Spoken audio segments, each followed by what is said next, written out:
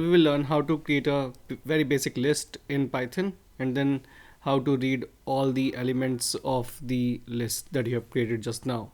So first of all, we will create a variable which will store the list. So list1 equals to square bracket starts, because every list is contained within the square brackets. So here we will have some elements of the list. So let's say being skilled is an attack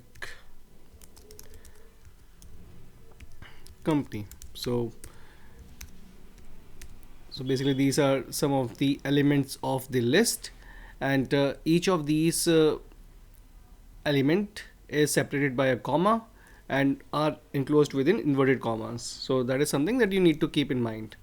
So in this first statement, what we have done is we have defined a list which is there in the list1 variable. So if you want to print out that entire list in one go, then you can just type print and then bracket starts list1 and then bracket closes,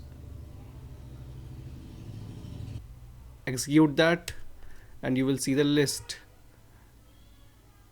with all the elements that we had stored while defining the list. Now if you want to run through the various elements of the list, all you have to do is just type for and then the variable name, which will store each of the element in every iteration. So list underscore element in list1, which is our list, and then colon, and then print list underscore element. So in this case, in every iteration, one element is printed out, and if you run it, you will see that first of all being skilled was printed, then the second iteration happened, and then it took the is, and then the third element which was an, and then fourth element which was edtech, and fifth element then was company. Now if you want to, let's say, make it neater by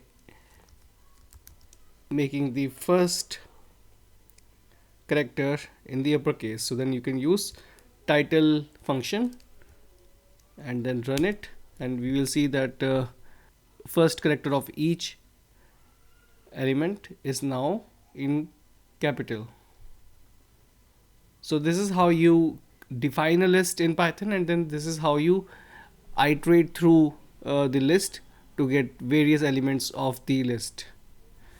So in this case we had strings or set of characters in the list. Let's say if you want to add numbers, you can do that as well. So 5, 10,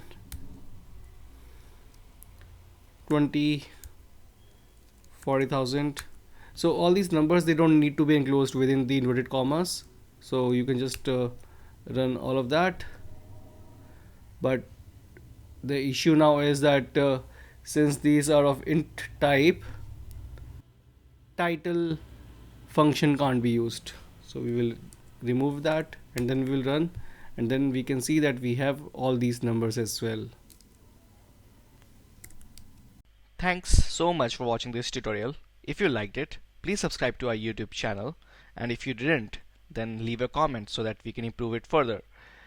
Do watch these suggested tutorials to learn even more, and do let us know what you want to learn on Being Skilled.